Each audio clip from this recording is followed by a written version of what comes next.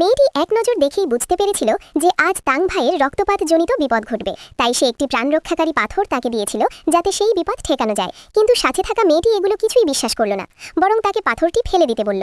কিছুক্ষণ পরই হঠাৎ দরজার বাইরে থাকা বোলতার চাক এক দুষ্টু বাচ্চা ঢিল মেরে নিচে ফেলে দেয়। মুহূর্তেই হাজার হাজার বোলতা ঘরের ভেতর উড়ে আসে। প্রথমেই তারা তাং ভাইয়ের দিকেই ঝাঁপিয়ে পড়ে।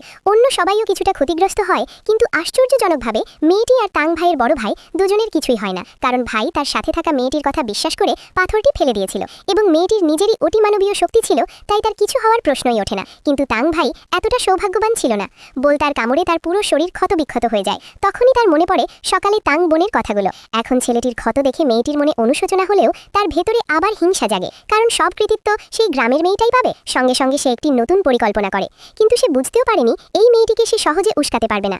মেয়েটি আসলে এই পরিবারেরই বড় মেয়ে। 4 বছর বয়সে হারিয়ে গিয়ে পাহাড়ের ওপরের এক গুরুর কাছে আশ্রয় পায়। অসাধারণ প্রতিভার কারণে সে জ্যোতিষ তন্ত্রবিদ্যার প্রথম শ্রেণীর গোপন সম্প্রদায় সেন ইনের প্রধান হয়ে ওঠে। তবে প্রতিটি প্রধানকেই স্বর্গীয় গোপন তথ্য ফাঁসের প্রতিক্রিয়া হিসেবে ভয়ঙ্কর বিপদের মুখোমুখি হতে হয়।